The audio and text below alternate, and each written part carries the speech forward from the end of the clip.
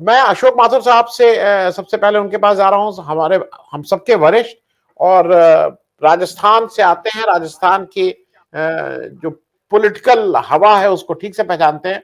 अशोक माथुर साहब, ये जो एक नया, क्योंकि ये हर 1 महीने पहले ये होता था ईयरली, मतलब कुछ साल में 2 साल में 1-2 बार होता था। अब तो ये हर महीने 2 महीने में ये आपके राजस्थान में कांग्रेस की खींचतान शुरू हो जाती है। और भारत जोड़ो यात्रा जो 4 दिसंबर को अब राजस्थान एंटर करेगी, ये उसका स्वागत किस तरह से होने जा रहा है? वहां पे तो बड़ा गर्मा गर्मी है अशोक माथुर साहब। कल जोरदार पटाखा छोड़ दिया गहलोत साहब ने जी। और उस वक्त मैं सोच रहा था कि दो बिल्लियों की लड़ाई में बंदर पूरी रोटी खा जाता है। ये कहानी हम सब ने पढ़ी भी है, सुनी भी है। ये स्थिति राजस्थान की कांग्रेस के नेताओं ने बना दी। कांग्रेस के अंदर अंतर्विरोध सदा ही रहे हैं, लेकिन बहुत पहले जब अंतर्विरोध सुखड़े जी के काल में या हरदेव जोशी के काल में हुआ करते थे तो कुछ मुद्दों को लेके हुआ करते थे। अभी जो जिसको सोशल इंजीनियरिंग कहते हैं, वो सोशल इंजीनियरिंग यानी जातियों के गठबंधनों का गठबंधन जो करते हैं उसको लेकर के विवाद होते हैं। कल जिन लोगों ने गहलोत साहब का इंटरव्यू सुना है उसमें कोई भी मुद्दा उन्होंने ऐसा नहीं उठाया जिसको लेकर के ये कहें कि भाई वो गांधीवादी हैं और गांधीवाद की कौन सी विचारधारा, कौन से कार्यक्रम को सचिन पायलट लागू नहीं करना चाहते। उन्होंने यह भी नहीं उठाया कि राजस्थान में कल के दिन ही लाखों की तादाद में संविदा कर्मी, ठेका कर्मचारी जयपुर में इकट्ठे थे और उन्होंने बड़ी जोरदार रैली की और उन्होंने सब जातीय बंधनों को, धार्मिक बंधनों को तोड़ करके एक अपनी ताकत का प्रदर्शन किया। लेकिन वो दोनों नेता, सचिन पायलट भी और अशोक गहलोत भी, उन संविदा कर्मियों के बारे में क्या मतभेद हो सकते हैं उसको लेकर के नहीं बोले। उनके मतभेद क्या थे कि सचिन पायलट बीजेपी से मिले और मिले हुए हैं या 10 करोड़ रुपया बीजेपी ने दे दिया, या इस प्रकार की बातों को लेकर के उन्होंने अपना एक इंटरव्यू दिया एक चैनल को, एक टीवी को। तो उसको लेकर के सचिन पायलट भी एग्रेसिव हो गए। असली बात तो क्या है? असली बात बड़ी गड़बड़ है। राजस्थान की अंदरूनी व्यवस्थाएं, उन अंदरूनी व्यवस्थाओं में कांग्रेस पार्टी का संगठन भी आता है और कांग्रेस पार्टी के संगठनात्मक हालात दिन ब दिन कमजोर होती जा रही है। सोशल इंजीनियरिंग के तहत ये ठीक है कि सबसे कमजोर व्यक्ति जो है वो अशोक गहलोत है, क्योंकि ना जाट हैं, ना राजपूत हैं, ना वो मीणे हैं, ना गुर्जर हैं। तो कई बार ऐसा होता है जो कमजोर व्यक्ति है उस कमजोर व्यक्ति को नेता बना करके आगे बढ़ा जाता है, जिससे कमजोर व्यक्ति क्या कहते हैं ना, कमजोर की भाभी सबकी लुगाई, ये राजस्थानी में एक कहावत है। तो उस प्रकार की बात चलेगी। तो उस प्रकार की स्थिति के अंदर ये चल रहा था। लेकिन अभी गुर्जर और मीणा, जिधर से राहुल गांधी निकलेंगे भारत जोड़ो यात्रा को लेकर के, वो इलाका उनका है। सचिन पायलट ये भूल जाते हैं कि गुर्जर और मीणों का आपस में समीकरण बैठता नहीं है और जब तक वो नहीं बैठता तो पूर्वी राजस्थान जहाँ से राहुल गांधी निकलेंगे उनके ऊपर क्या प्रभाव पड़ेगा। गुर्जरों ने अल्टीमेटम दिया हुआ है कि वे राहुल गांधी को जाने नहीं देंगे।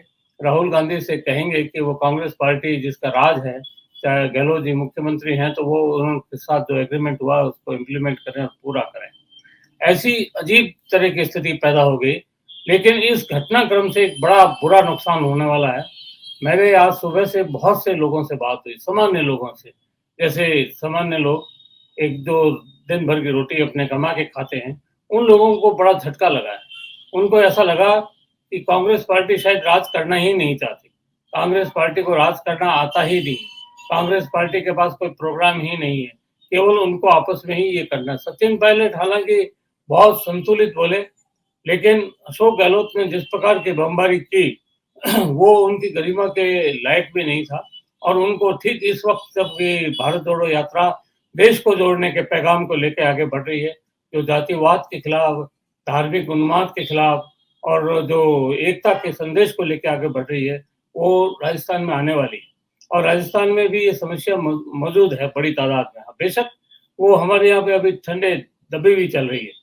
और उसके बाद में इस प्रकार की बात कह करके उन्होंने, एक बात तो लगती है कि हो सकता है अशोक गहलोत के खुफिया सोनिया गांधी, राहुल गांधी और या जो भी कांग्रेस के भाग्य विधाता हैं, जिनके पास में कांग्रेस के ताले की चाबी है, उन लोगों के आसपास हैं। अशोक गहलोत ने को ये एहसास हो गया कि शायद भारत जोड़ो यात्रा जो ही राजस्थान से आगे निकलेगी, तो ही कोई ना कोई राजनीतिक परिवर्तन होने वाला है।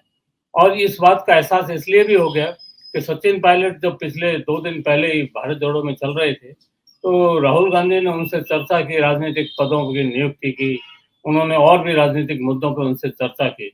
इस बात की भी सूचना अशोक गहलोत को हुई होगी, तो उन्होंने ये सोच करके कि ये सब होने वाला है, तो ठीक है, क्योंकि यहाँ एक अलग तरह की स्थिति है। यहाँ स्थिति यह है कि कांग्रेस का राज रहे या न रहे, कांग्रेस का घोषणा पत्र लागू हो या ना हो, कांग्रेस के साथ-साथ उनकी नीतियाँ, उनके राजनीतिक दस्तावेज लागू हो या ना हो, या कोई विचारधारा लागू हो या ना हो, उसकी चिंता किसी को नहीं। यहाँ चिंता किसको है? किसी ढंग से हमारी सरकार या मेरी सत्ता या मेरी कुर्सी बची रहे। गहलोत साहब ने अपने पूरे राजनीतिक जीवन में जो गंभीरता दिखाई है, वो कल के दिन उन्होंने तोड़ दी, और तोड़ने का परिणाम कांग्रेस को तो कम से कम अच्छा आएगा नहीं। और निश्चित तौर पे दोनों जो सज्जन हमारे हीरो हैं, सचिन पायलट और ये, अगर अगले 1 साल के अंदर चुनाव होना है, उस चुनाव के अंदर इस घटनाक्रम का बड़ा व्यापक असर होगा। और ये असर ये होगा कि कांग्रेस का छोटा कार्यकर्ता जो जिला स्तर पे काम कर रहा है, ब्लॉक स्तर पे काम कर रहा है, जो गाँव में है, उन कार्यकर्ताओं को पास में कोई फेस दिखाने की स्थिति नहीं रही। वो जनता को क्या जवाब दें? उनके पास में जवाब देने का भी कार्यकर्ता, पहली बात तो कांग्रेस के ब्लॉक लेवल के संगठन सब बिल्कुल ढीले पड़े हैं। उनको भारत जोड़ो यात्रा को लेके भी कोई जोश पैदा नहीं है। ऐसी अजीब तरह की स्थिति पैदा हो गई है कि कांग्रेस का कार्यकर्ता अब जनता के सामने जाकर के ये नहीं कह सकता कि आप कांग्रेस को वोट डालो। क्यों डालो? क्योंकि अगली बार उनकी सरकार बनने वाली है। हालाँकि दोनों ही नेता, सचिन पायलट और अशोक गहलोत, ये कह रहे थे कि अगली बार हमारी ही सरकार बनेगी। लेकिन ये बड़ी हास्यास्पद बात लग रही थी कि दोनों कप्तान आपस में लड़ रहे हैं, और आपस में लड़ते हुए वो कैसे सत्ता लाएँगे? जातीय समीकरणों को अगर देखा जाए, जिसको सोशल इंजीनियरिंग कहते हैं, पूर्वी राजस्थान में गुर्जर और मीणे, तो मीणा समुदाय जो है वो अधिकांशतः आज भाजपा के साथ खड़ा है, और गुर्जर समुदाय जो है वो अभी तक ये फैसला ले नहीं पाया। सचिन पायलट को ये दिखाना पड़ेगा कि वो गुर्जरों के नेता हैं क्या, क्योंकि राजनीतिक दस्तावेज का तो काम है नहीं। इधर तो ये राजस्थान के दूसरे इलाकों के अंदर जाट बाहुल्य इलाका जो पश्चिमी राजस्थान है, झुंझुनू, सीकर, बाड़मेर, जैसलमेर, इन सारे इलाकों में तो एक सर्वमान्य जाटों का संतुलन बना के कांग्रेस चलती थी। वहाँ पे पूनिया जी भाजपा के नेता हैं, और भाजपा के नेताओं को ये कहने का मौका मिल गया कि भाई देखो, ये लोगों की तो ये हालत है, अब जाटों का भला इसी में है कि वो भाजपा के साथ रहे। राजपूत अभी बिल्कुल खामोश हो गए। राजपूतों को ऐसा लगता है कि भाई बड़े संकट में फंस गए, क्या करें? राजपूतों की कुछ मर्यादा भी है। तो ये जातीय जो सोशल इंजीनियरिंग की जाती है, इस जातीय सोशल इंजीनियरिंग में ये कोई नई बात नहीं। जैसे कांग्रेस पार्टी को अपनी रीति, नीति और कार्यक्रम को बदलना ही चाहिए। अभी कुछ दिनों पहले हम बात कर रहे थे सावरकर जी को लेकर के। राहुल गांधी जी के साथ राहुल गांधी जी ने सावरकर जी पर बड़ा तगड़ा हमला बोला और सच्ची-सच्ची बात को खोल दिया। लेकिन उन्हीं के साथ सरकार, कांग्रेस के साथ सरकार चलाने वाले और उन्हीं के साथ रहने वाले महाराष्ट्र के एक शिवसेना के नेताजी ने कहा कि भाई वो तो सावरकर के मामले में कांग्रेस के साथ नहीं है। ये बड़ा विचित्र है। इंग्लैंड में सत्ता पलटी, तो सत्ता पलटी और वहाँ के प्रधानमंत्री बदल के ऋषि सुनक प्रधानमंत्री बने, तो उनका इश्यू क्या था? उनका इश्यू था कि इंग्लैंड की अर्थव्यवस्था को कैसे ठीक किया जाए। उनका इश्यू था कि इंग्लैंड के अंदर बेरोज़गारी के मुद्दे को कैसे ठीक किया जाए, और उसमें जो इनसे पहले प्रधानमंत्री बनी थी, वो इन्हीं की पार्टी की थी। उन्होंने इस्तीफ़ा दिया और ये कहा कि मैं ये काम नहीं कर पा रही हूँ, तो ऋषि सुनक जी को वो अवसर मिला, और मिलकर के टैक्सेशन प्रणाली वहाँ पर एक इश्यू बनी। लेकिन हमारे राजस्थान में तो उस बात को लेके कोई चर्चा ही नहीं है। चर्चा क्या है? आज सुबह से एक ही चर्चा था। गहलोत साहब ने ये कह दिया, सचिन पायलट ने ये कह दिया, गहलोत साहब ने ये कह दिया। अब ये ऐसा वो होता है कि ऐसे खेल तो हमने बचपन में भी नहीं खेले, शायद गहलोत साहब ने भी नहीं खेले होंगे। अब सचिन पायलट इतना पढ़ा लिखा बंदा, जो ब्रिटेन से पढ़कर आया है, जो धर्मनिरपेक्ष भी है, जो कि उनका विजन भी ठीक है, और जिनको शायद ये पता, वो ये नहीं बता पाए कि वो अशोक गहलोत को अगर सत्ता से हटा भी देंगे तो वो खुद क्या नया करेंगे। हमारे राजस्थान में पानी की बड़ी प्रॉब्लम रहती है। क्या कोई बता रहा है इन नेताओं में से कि यमुना का पानी राजस्थान कब और कैसे आएगा? क्या कोई बता रहा है इस बात को कि नर्मदा का पानी पश्चिमी राजस्थान में कब और कैसे कितनी मात्रा में मिलेगा? क्या कोई बता रहा है कि रावी का पानी जो पाकिस्तान जा रहा है फोकट के अंदर, जो हमारे संधि के खिलाफ है, वो रावी का पानी पश्चिमी राजस्थान में कैसे आएगा? कोई नहीं बोल रहा। पानी एक बहुत बड़ा मुद्दा है राजस्थान में, लेकिन इनमें से ये नेता यही कह रहे हैं कि नहीं, वो गद्दार है, वो कहता है मैं गद्दार नहीं हूँ, वो कहते हैं वो 10 करोड़ रुपए, अरे भाई 10 करोड़ लिए या नहीं लिए, मेरे तो दाल रोटी का मुद्दा है। किसानों के सामने मुद्दा है फसलों का, खदानों का मसला है, खदानों में जो खान मजदूर हैं उनका मसला है, 1 लाख से ऊपर हमारे यहाँ ठेका श्रमिक हैं, उनके रोजगार का मसला है। उन ठेका श्रमिकों की हालत भी इतनी खराब हो गई है कि पिछले दिनों तक जो प्लेसमेंट एजेंसियां और ठेकेदार होते थे, वो उनको 6,000 रुपया महीना दिया करते थे। मुझे अभी भी पता लगा कि 1,000 रुपया उनमें से कटने लग गया, उनको 5,000 रुपया महीना मिल रहा है, और उनको ये गलतफहमी दी जा रही है कि कभी अच्छा वक्त आएगा, आप परमानेंट हो जाएंगे। लेकिन गहलोत साहब ने एक सुविधा कर्मियों के लिए बड़ा भारी घोषणा भी की। उस घोषणा में उनके 10 साल 20 साल जिंदगी के गुजर गए राज्य सरकार की सेवा करते हुए, उनके अनुभव का कहीं अता पता नहीं। इन मुद्दों पर ये नेता क्यों नहीं बोल रहे? मैं एक सजग नागरिक होने के नाते इस बात को लेकर बहुत चिंतित हूँ, क्योंकि इन मुद्दों को लेकर के इस देश का राजनीति में कोई मुद्दा भी है कि नहीं? आप ठीक है, आप राजकुमार हैं, राजा हैं, इस हिसाब से तो ये है कि पुराने जमाने में चले जाएं कि भाई रानी के पेट से जो राजा पैदा होता था उसकी मर्जी है, हम अपने उसको तकदीर मान लें कि भाई हमें तो वो भुगतना ही पड़ेगा। अगर हमें भुगतना ही पड़ेगा तो कार्यकर्ताओं के लिए ये बड़ा चुनौतीपूर्ण टाइम है, चाहे वो कांग्रेस का कार्यकर्ता हो, चाहे वो आरएसएस का या बीजेपी का कार्यकर्ता हो। उसको 1 लाख लोगों की, बच्चों की, नौजवानों की और ठेका मजदूरों की जयपुर में कल भीड़ लगी। दुर्भाग्य की बात है हमारे मीडिया वालों के लिए भी कि मीडिया में 1 लाख से ऊपर जो नौजवान इकट्ठे हुए थे सुविधा कर्मी, उसकी 2 लाइन किसी जगह नहीं है कि भाई वो लोग क्या मांग रहे हैं, इतने लोग जयपुर में क्यों इकट्ठे हुए हैं। उसका कोई जिक्र नहीं, तो राजनीतिक लोग भी उसका जिक्र नहीं कर रहे। गहलोत साहब का कल जो किया गया कृत्य है, उससे कांग्रेस को बड़ा नुकसान होने वाला है। भारत जोड़ो यात्रा का अंदर कोई गड़बड़ हुई तो उसका सजा सचिन पायलट को पड़ने वाली है, क्यों सचिन पायलट जिस इलाके पर अपना दावा करते हैं जातीय समीकरण के हिसाब से, गुजर बेल्ट से वो भारत जोड़ो यात्रा निकलने वाली है। या तो उन्होंने वो क्या कहते हैं तुरुप का फत्ता फेंका अशोक गहलोत जी ने कि भाई उसको कंट्रोल कैसे किया जाए गुजरों को, तो वो सारा मारवाड़ी में कहावत है भूडगा ठीकरा सचिन पायलट के सिर पे पड़ेगा, और सचिन पायलट उसको राहुल गांधी जी को स्वागत करके आसानी से उधर से निकाल के ले गए। और इससे भी कुछ दिन पहले ही राहुल गांधी जी के स्वागत के लिए और भारत जोड़ो यात्रा के स्वागत के लिए जो टीम गहलोत साहब की वहां लगी थी, उस टीम के बारे में ये कहा गया था कि ये गद्दार है, एक समूह द्वारा, कांग्रेस के एक समूह द्वारा, इसलिए इनको हटाया जाए। मुझे जानकारी मिली है कि कांग्रेस ने उनको कह दिया था कि भाई तुम पीछे आ जाओ। पीछे आने का मतलब टीम कौन सी थी? जो राहुल गांधी जी का स्वागत करने के लिए दक्षिणी राजस्थान झालावाड़ में पहुंचने वाली थी, वो टीम थी अशोक गहलोत जी के साथियों के, यहाँ के मंत्रियों की, उनके जो भी सिपा सलार है उन लोगों की टीम थी।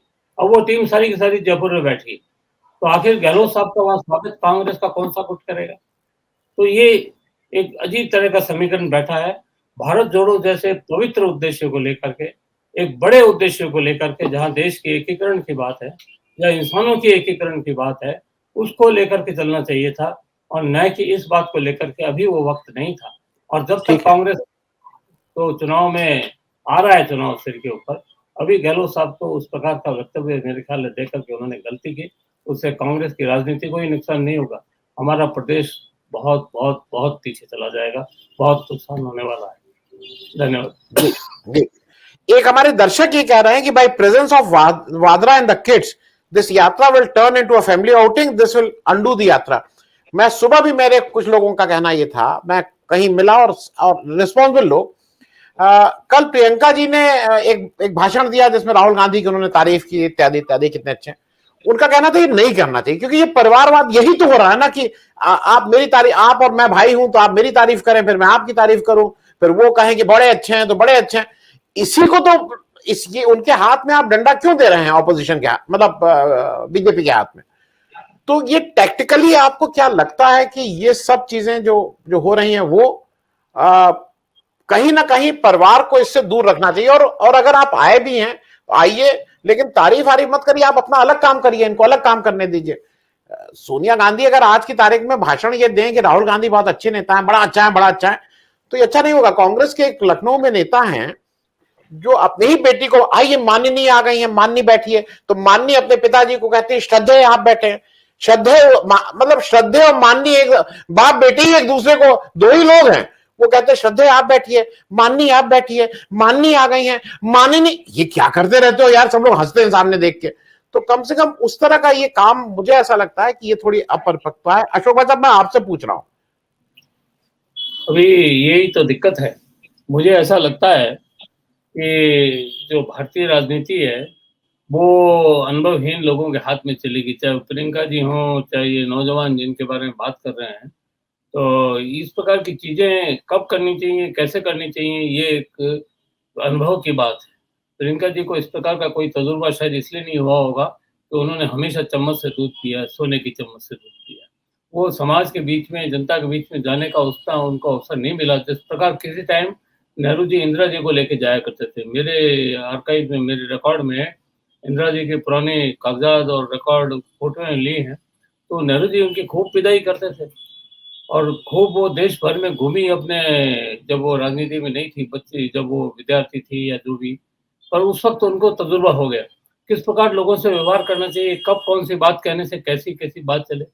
लेकिन मैं ये कहना चाहता हूँ हमारे नौजवान सचिन पायलट के लिए कि वो तो मुझे लगा कि बिल्कुल अभी एक तरह से 10वीं क्लास के विद्यार्थी। क्यों? 10वीं का भी मत मानी, क्योंकि उनके साथ ये हुआ कि उनको 4 साल बिता दिए उन्होंने। किस बात में?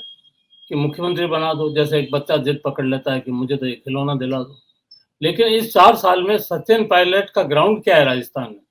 राजस्थान के मध्य की जो बेल्ट है, जैसे जयपुर के आसपास का इलाका, दिल्ली और जयपुर रोड हाईवे के ऊपर कोटपुतली और ये जो इलाका है, दौसा, फिर आ जाइए अजमेर, अजमेर के बाद जीरो।